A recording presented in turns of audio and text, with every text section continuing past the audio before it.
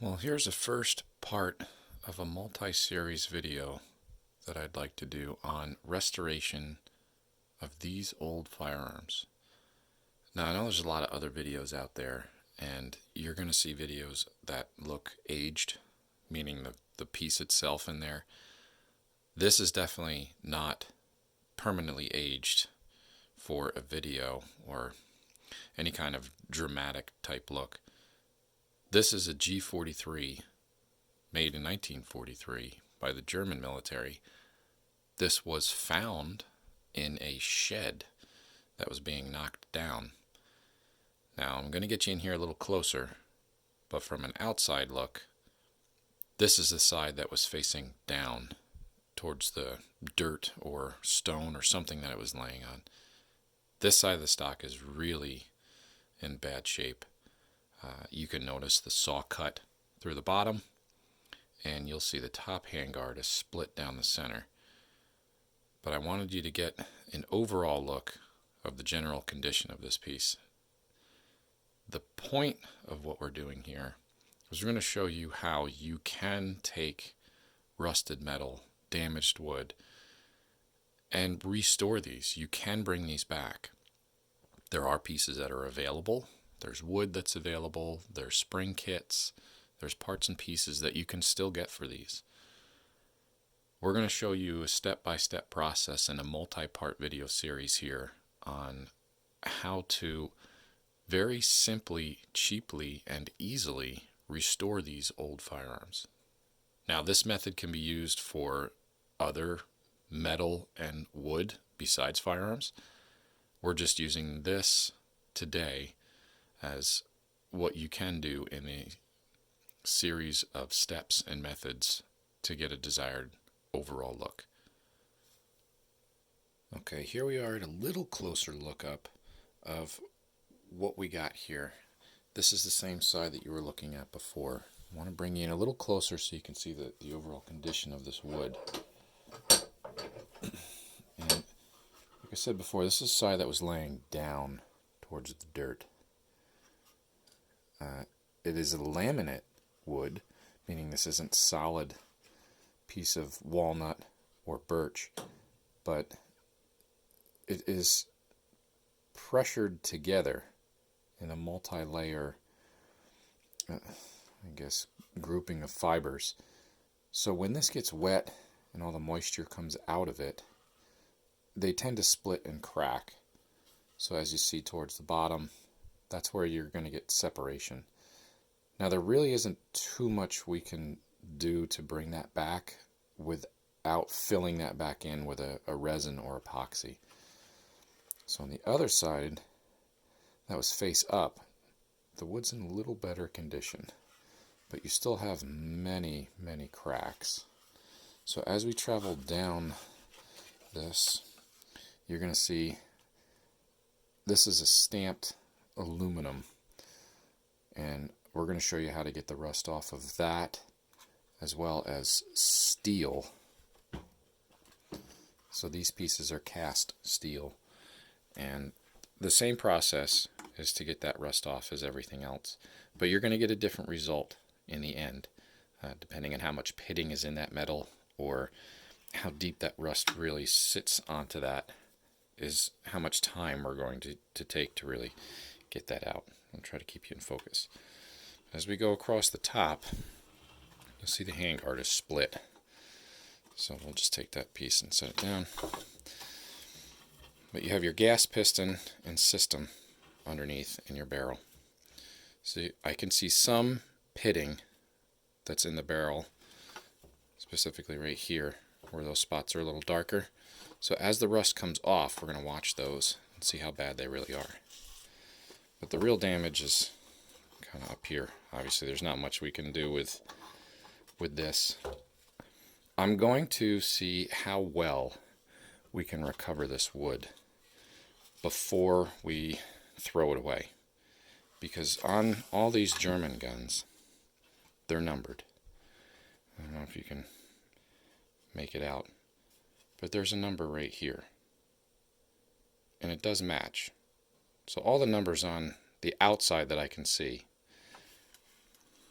match the serial number, which is here, and there's one on the outside there, and a couple other small ones around the outside. But our big worry is the bore. If we're going to spend the time to fix something like this, can it fire?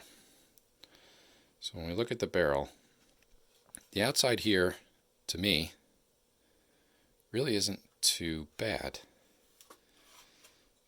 You know, yes, it looks rusty in this, but from what we've done in the past, all this can come off. We just don't know what condition we're going to find it in underneath. So as we go through the process and show you, we'll see how much of this really comes off and what it looks like on the other side. Now the other real concerning part is the bottom. Looking in there, that bolt looks like it is welded, stuck. Nothing moves. The action doesn't move. The magazine catch doesn't move. Everything's frozen. Trigger's frozen. This is stuck. If I beat that with a hammer, it's not going anywhere. So we don't want to force anything, and we're not going to do that now. We're going to go through the process of soaking these screws, these action screws on the bottom, in oil. So these 2 points right here, we're going to let this sit straight up and down and soak in oil. And we're going to let that soak for probably overnight. And any oil will work, but I kind of recommend a Kroll oil. I'm out at the moment. I gotta go get some more. But this is just a basic lubricating oil. Nothing crazy. You can get it anywhere. Motor oil can work for this too, but we're going to put a lot of it around the screw head. I want that oil to just seep down in as much as it can and just sit there. If I try to force this screw with a screwdriver right now, I'm going to ruin the metal, meaning the head of the screw is going to want to pop out of the hole or the slot that it's meant for. And I don't want to ruin anything on this. So if you're trying to do this in a hurry, it's probably not for you. You got to have a lot of patience to restore these things. And given that it's already in rough shape, we don't want to damage it. This is all original hardware and components. But in order to get the action out of the stock, we have to start here. And this is where it takes the most care. From there, we'll see what we're getting into a little bit later on, how much this is going to take to get all this rust off. And we'll show you what it looks like from there. But for what I'm going to do for part 1 in continuation is we're going to soak these. We're going to get the action out of the wood. We're going to try to take all the other metal parts off, meaning the butt plate that's on the back. We're going to get the butt plate off. We're going to get all metal hardware on the outside, the barrel band, and we're going to try to take the rear sight off on the other side. Anything that's external, we're going to try to remove as best we can, or at least soak in oil right now. So I'm going to go soak the rest of all these parts, get them removed, and we'll lay them out here in the front so you can see what they are. Here I got on the butt plate screws the same, just a little penetrating oil that's just going to sit and pool on top of that. I'm not going to even try to put a flathead screwdriver down into that. We're going to let that wait and soak, and that will preserve that screw from being destroyed as it comes out. Now these rear sights, they're riveted in. It's not a pin that goes through here. That's a rivet, and it's mushed over on either end. I'm going to keep that on. I'm not going to take that off because I'll destroy that rivet, and I don't know if I can get another one right now, so we'll leave that be. The slider, we've got it oiled pretty well. We're going to let that sit. So as you see, I've removed the wood from that top part there. And this is the section that came off. Now we just depressed this little spring in, and that cap slid off, which gave us access to this. We're going to remove this piece. We just push through on the other side, and we're going to remove that out. That we're going to try to preserve that piece. Now, as we go through the process of trying to fix this wood, you can drill into this and put pins in there or small screws, and do the same on this side. Drill into this and put other pins and screws. And we use a lovely kit called Acroglass. This comes from Brownells. This is everything that I've always used for bedding rifles and epoxying wood back together. This is wonderful stuff. You can do just about anything you want with firearms with this material. It's a two-part. You mix the two parts together, you spread it on where you need, and boom, you got it. There's dies in there to try to match the wood. We're going to use this kit to try to repair this front handguard.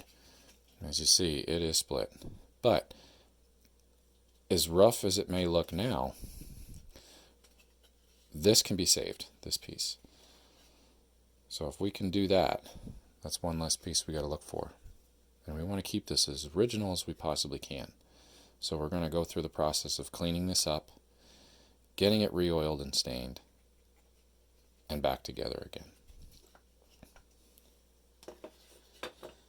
Once we get the action out of this stock, we'll see how bad the wood line is and if it's worth saving. Because when you look at this side that was laying down, this is really thin coming through here in wood. So I don't know how brittle this is going to be and if it can withstand. So looking down at this edge, it is just dust, just flaking apart, coming apart. We're going to see what we can do to try to strengthen that. There may not be much we can. So I'm going to get all these points oiled, and we're going to let this sit, and then we're going to come back and see what we can do to get these apart. Alright, now we've let this sit for about an hour and really let that oil get down into those two screws. When you're trying to get a rusted, stuck thing apart, you need leverage. And with a flat slot screw head, you want a tool that's going to fill that entire slot. If you use one that's too small or too thin, that's when you run the risk of the head of the screwdriver jumping up out of the screw, and you can maul and destroy the ends of those. There's a way to round them over and fix them, but we're going to try not to do that out of the gate so we don't have to come back and fix anything later. Now hopefully this rust will be lubricated enough that it will just break free, and we'll see if we can do the top one first and move towards the bottom. So any screwdriver that you want to use, like we said before, fill the slot, but you want a long shank screwdriver with a big handle. The longer this is, the more leverage we can get to turn. You got to have the right tools coming into this, and a good set of screwdrivers with many different heads, sizes, bits, anything like that that you can get is a good place to start. I highly recommend those. So I'm going to use this length of a screwdriver with as wide of a head that I can get down into that slot. Now sometimes you have crud that's built up into here. If you take a pick or a smaller flathead screwdriver, you want to clean that valley out. You want to really give your screwdriver head all the space it can get down into that slot as possible. So I'm going to use this little pick, and we're going to clean that slot out as best we can. Get any debris out of there. We want it to sit nice and flat. So I'm going to push on this, and I'm going to give it just a little tap on the back of the screwdriver head to seat it. I moved down into that screw head just a little bit more by tapping it. That gives me a flat surface-to-surface connection. So now I can put as much leverage as I want on the back of this tool, pushing down and turning at the same time. This will give me the best torque that I can get. And it loosened right up. And we're going to come out very slowly. And you'll see that the screw should be stuck right to the back of this. Perfect. and it comes right out. Now I didn't hurt the head of that screw at all, and I didn't damage any threads that might have been stuck on something deeper in. We'll see if we can do the same on this side. By pushing down, it broke right free. Now before I had put a smaller screwdriver in and just tried to apply just a little torque to see if they would move, these would not. They were frozen solid. So there you can see how well that oil works. Now this didn't want to come out like the other one did, because the wood on the bottom, as you saw before, is cracked right here. So it's relieving a lot of pressure. The threads are not engaging into the wood. So it literally came out, but you can see that this screw has had water that penetrated from the bottom of the stock and probably the top. So it is corroded, and the threads on this screw are almost gone. So if I wanted to reuse this screw, and we'll see if we can, I got to clean out these threads and see how much of the thread is left. Because even if I want to put these on a new stock, I got to have enough thread to bite. So we'll see how well this guy cleans up and how much of the threads we can save. So I'll set these off to the side. Now let's see if this removes from the stock, and it does. It's very loose. And we got a lot of flaky rust under there. But the metal looks solid still, meaning I don't see pitting, I don't see holes going through the metal. Obviously there's pitting, but this is aluminum, or stamped metal, I should say. It's not aluminum. It's stamped sheet metal. And that's going to flake quite easily, but it does have enough rigidity still in the body that we can do our conversion on this and probably save it. We'll see how well the spring holds up as we convert. Let's see if it opens up, has any tension. And it does. It still does. So if we can clean that rust off and preserve that metal, this spring might survive. See how well we can clean it. Boy, it's just flaking apart. But a lot of this is also dirt and crud from wherever this was sitting. So we'll want to remove all of that as best we can. And we're not going to use sandpaper. We don't want to take any more wood away that we don't have to at this point. We want to use just water and toothbrushes, old toothbrushes. They don't necessarily need to be old, but just soft. Just any soft bristle brush. And we're just going to brush away debris.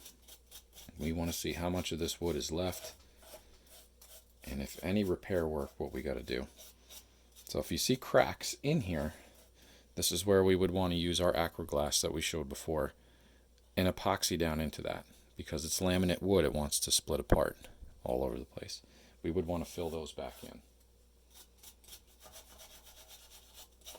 So we'll clean this up just a little bit and see how bad it looks. As of now, not so bad. I'm going to oil some more points on the rest of this and let it sit for a little while longer before we try those action screws. So on this little handguard piece we have mounted up, we're going to try to get the barrel band spring out of the wood. Now, the pin that comes through here, it's all one piece, L-shaped, can be really brittle. So we don't want to crack that off in the wood if we want to save this.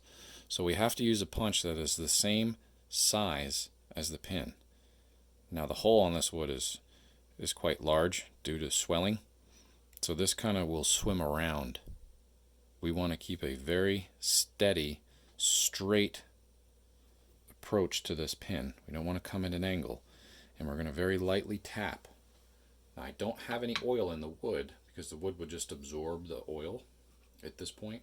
And I don't want any oil on the wood if we're going to do some preservation later. So we're going to see if this just taps out. Now I also have padding in here, but I want to go light enough that if I slam on this, this wood is just going to turn into dust. So So I want to go just very light and see if it'll move. It doesn't really want to do that. Let's see if we can get a lower grab on the wood. And just hold it, not squeezing. We're just holding. A padded vise or any kind of blanket that you can put in here is also helpful. So I'm going to go as light as I possibly can with this without cracking anything. Because it is split right here, so we don't want to have that grow. So I'm just moving around a little too much.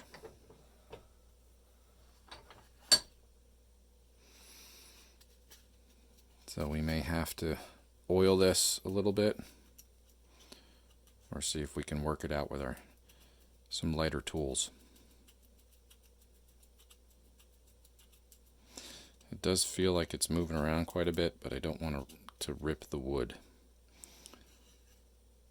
So we're going to get a little pair of some needle nose pliers without bending it backwards. We want to try to pull straight out.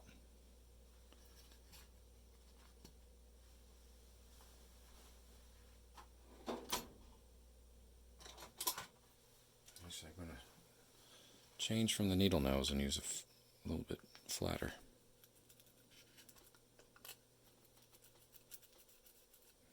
And it is working free.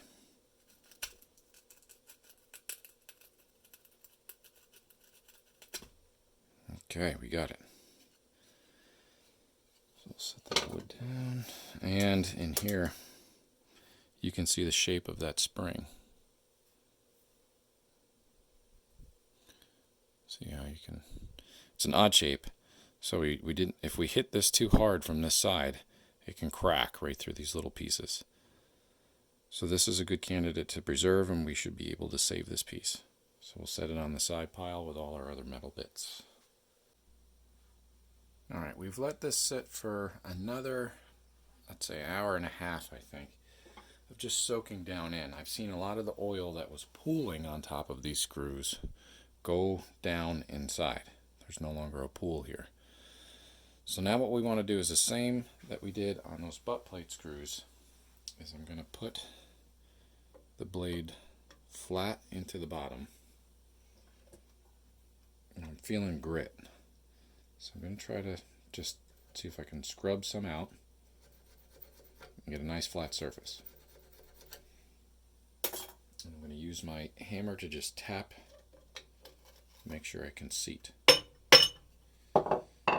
It's down there pretty good. So with some force in the downward motion, just a little twist. Oh, it loosened right up. It's going to come right out nice and easy.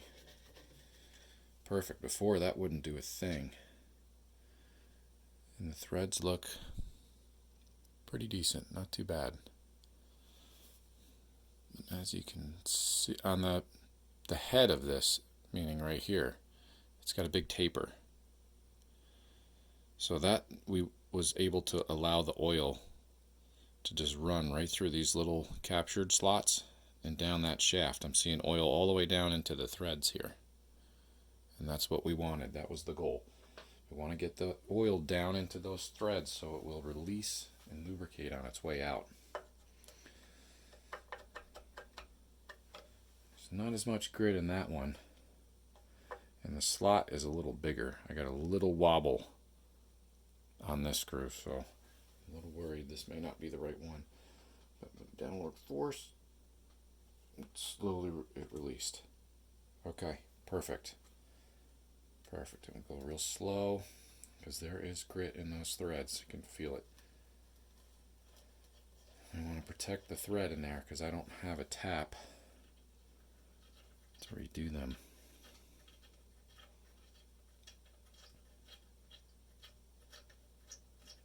Just unscrew this nice and slow. Now we're lucky to preserve the slot on top of these. Alright, see this one's a little crunchier down towards the bottom. So the oil penetrated 3/4 of the way down to about here on those threads. Magnetic tip on this. But the head of this, it looks like someone's had it out before. There's a little, it's folded up a little on each side. So what we're going to do is we're going to put this in a vise that's protecting the threads. We're going to use our hammer with a flat face on this. We want to polish the face on hammers when you're tapping on these things. So this one's not. The face of this is pretty rough. This is for beating on things. So I have another hammer that I polish the face of, so when I'm hitting on these, on the head of that, I don't make more damage than what I'm trying to do. I want to fold that over and save that metal. I don't want to grind it away or remove it. We want to save that metal and reuse it. We can flatten that back out and clean up that slot. But for now, let's get this action out of the wood. So we got another delicate process here,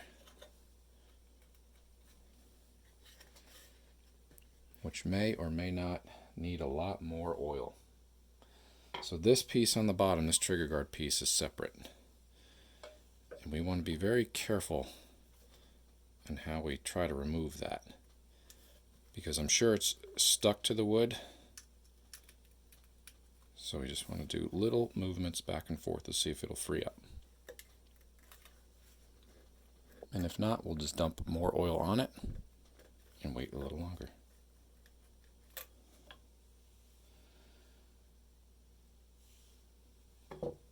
So this was frozen before, it wouldn't move.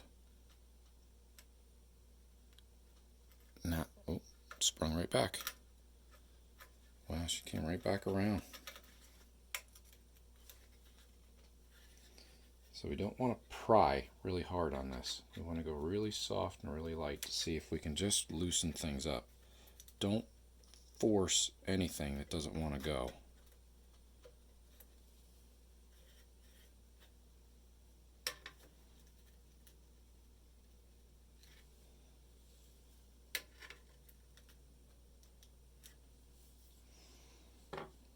Let's take this out and flip it around.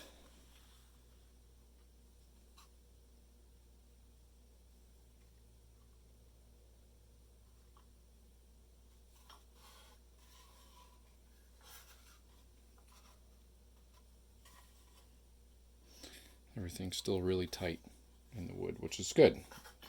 Now we want to just dump a lot more oil on this and let this sit for a little while longer. We're going to really take our time with this. No rush. Alright, so we've let this sit for about another hour of just oil penetrating down into everything after we get those screws out. We got this guy loosened up. Now we're going to try to see if we can get this bottom plate off. It was a bit sticky before, so we got to be really gentle on how we wiggle this out. This wood has probably swelled all around that. Now we just had that pop, that's good. Yep, that's working its way out. Okay, yep. Oop. So that wanted to get underneath that. Yep, we're a lot looser now. So I'm going to use this to try to just wiggle. I'm not going to pull because we don't want to split this wood any more than it already is. We want to see if we can save that. Sometimes just a little vibration can help loosen things up. Now I just see crud exploding out from these edges. It's not wood, it's rusty, flaky crud that's hanging on to everything.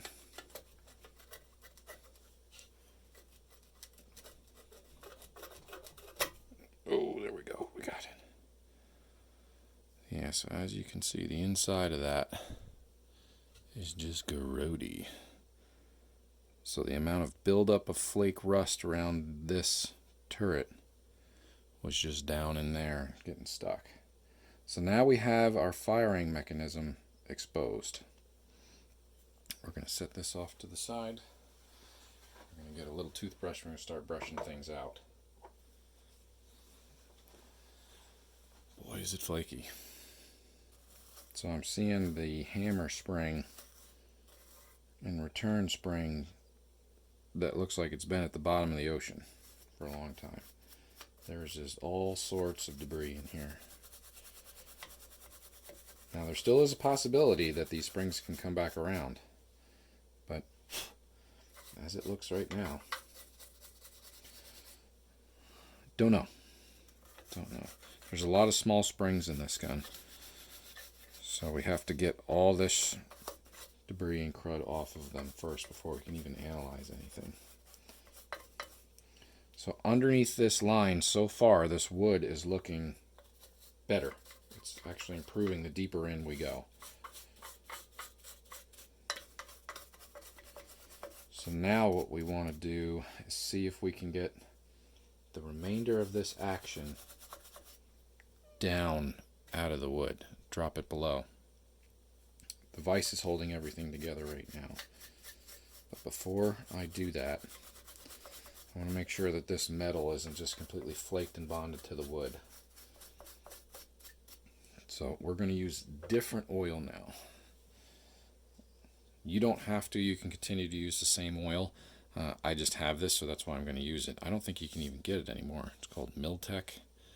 I've had bottles of this for 25 years now. This is just a deep synthetic penetrating oil. That's all it is. There's nothing special to it. You can get synthetic oil anywhere. But I'm going to put this oil on these springs, because this is really going to soak into these springs. Now you don't have to use it, but again, like I said, I have it, so I'm going to use it. And I'm just going to put all this on just the springs. And I want that to just drink in. Now I'm going to loosen the vise, and I'm going to see if the action can come out away from the wood.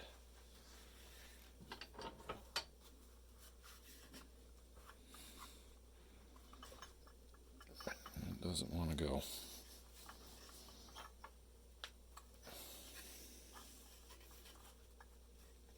I'm just trying to be really gentle. I'm just kind of pulling a little bit on the front. But I think what we need to do is tap it with either a rubber mallet or a soft wooden mallet.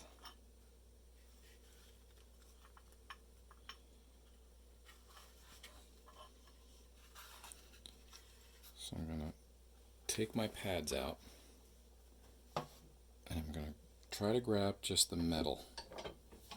I'm going to stay below the wood line with the jaws and just grab hold of the metal lightly. I'm not pinching anything down hard, just lightly. And now we're going to take a very small rubber mallet, like an 8-ounce, and we're just going to tap upward on the bottom. Just tapping. We're not banging on anything. I see it just moving in the jaw, so I'm just going to give it a little more tension. And now I'm tapping towards the back. Nothing.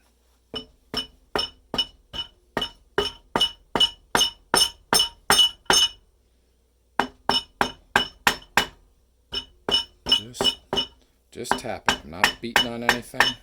I'm just tapping. We want to see if we can break free some of this rust. Just tapping.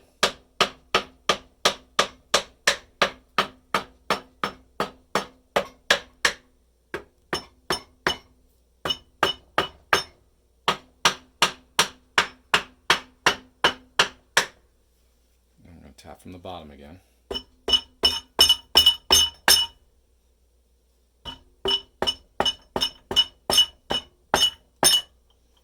It's just moving ever so slightly.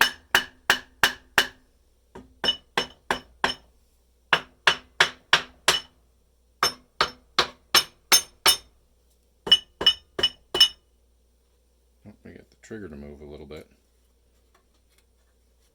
I actually don't want to move that trigger, because if I move this trigger, get you over here. If I move this trigger, I risk snapping these springs. So I really don't want to force anything with a hammer. I was just tapping straight down,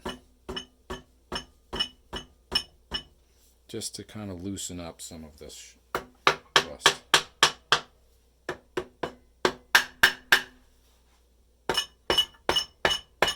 Oh, seeing it starting to move a little bit now.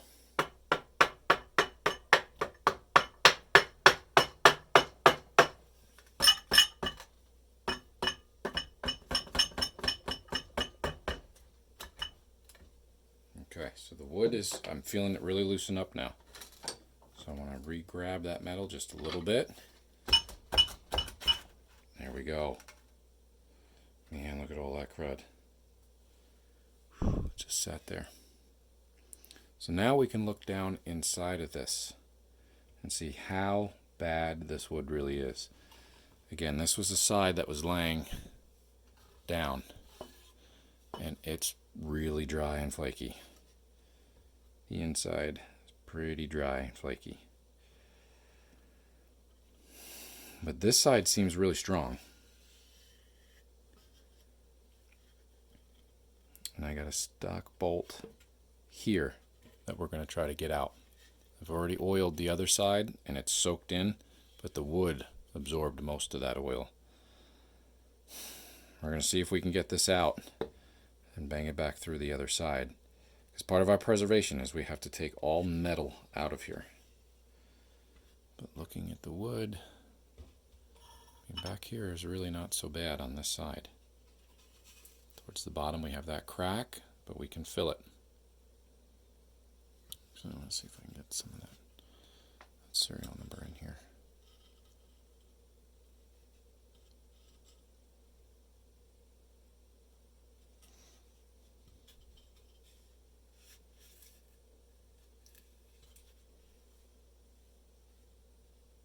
And there you can kind of focus on that serial number. It does match the gun.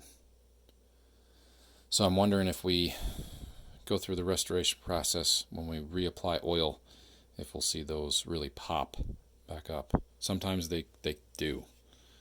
A couple little light cracks on the bottom here. As we run through, this is the side that was on towards the ground.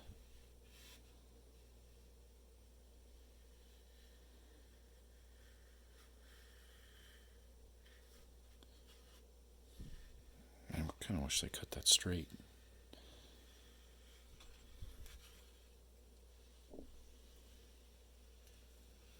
Not too bad. When you compare it to things that have literally been buried or in a river.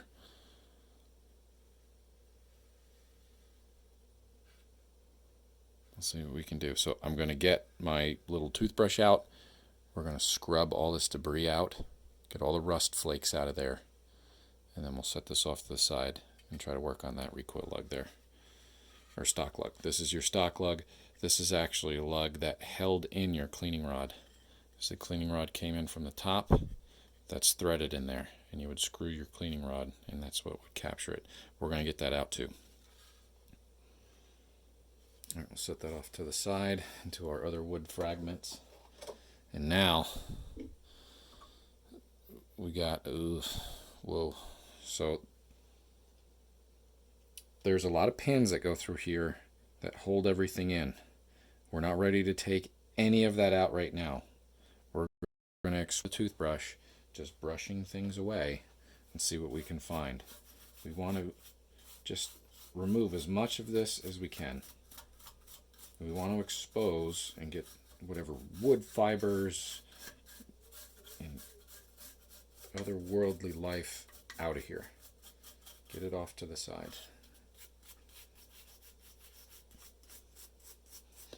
Actually, looking at the receiver up here, where the barrel, let's see if I can get you in here, where the barrel kind of protrudes a little bit. See, it's kind of shiny right there. Boy, that's a good sign. Where that barrel shank comes in to this trunnion area, I like the way that looks. It's giving me a little hope on what the chamber of this thing just might look like.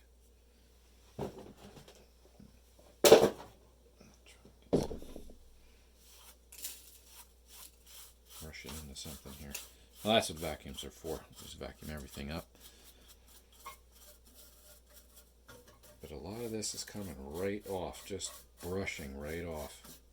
And I don't see any really major signs of metal missing or coming off as I'm just brushing. Now, if I used any sharp tool or heavier tool than this toothbrush to scrape, I can risk taking metal pieces with it. When we get to the restoration phase, which will be part 2, or conversion phase, I should say, you'll see how and why we're doing that. But for right now, as part 1, we're getting this thing apart into its pieces and ready to get into that conservation process. So let's move back, because this is really the problem areas back here. In here is where we want to spend our time. This fire control group is very sensitive. We want to make sure that we can get this really loosened up and out of here without damaging any of these parts. Now you could use a stronger brush on this too, like a brass brush, but anything more than that, you're risking doing a little damage to things. Don't use a steel brush. Brass would be about as caustic and heavy as you'd want to go with this.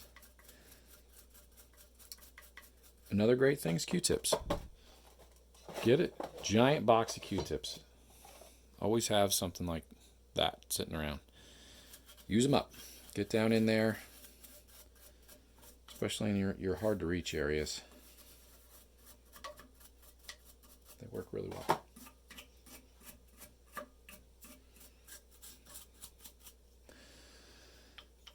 Down in here has really got me worried. But I'm not going to try to move any of these parts on the outside like the bolt carrier. I am not going to try to do any of that while all this crud is hanging around. I'm just going to leave it. And once we get into that conservation stage, that's when we can visit that. Alright, but for now, okay, I don't want to go too nuts right now. I want to get a lot more of this penetrating oil over everything. So I can see the metal has already absorbed a lot of this that I'm just oozing on there. And as we brush with the toothbrush, we're going to spread a lot of this around and get it down into all the metal. I want the metal to absorb this.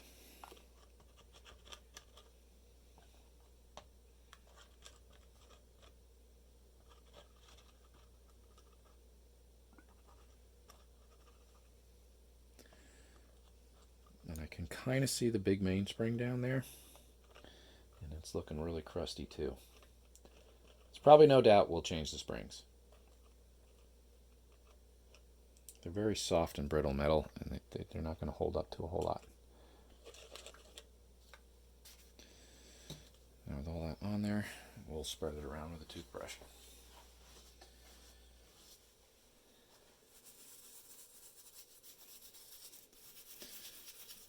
We want to promote the loosening of this crud as best as possible. So when we get to that conversion stage, this will easily come apart.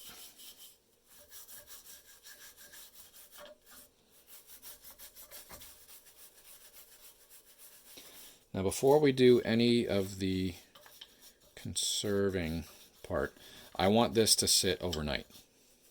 Just fill this whole metal with oil and let it sit for at least 8-10 hours. The more the better, actually. That will help the conserving part go a lot smoother. So consider this your prep work before you do that.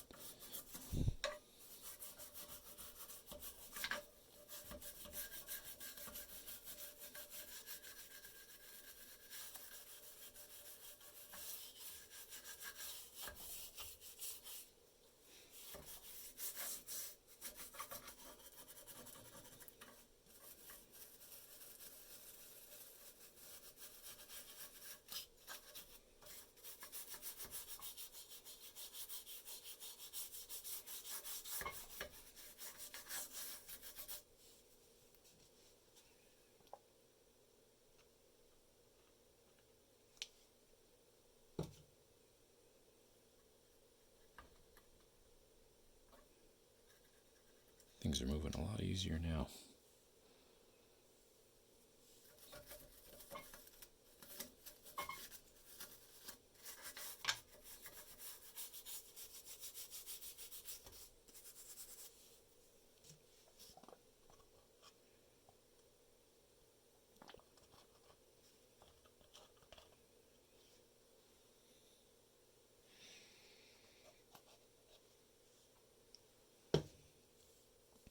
Alright, now we're going to let this just soak and sit.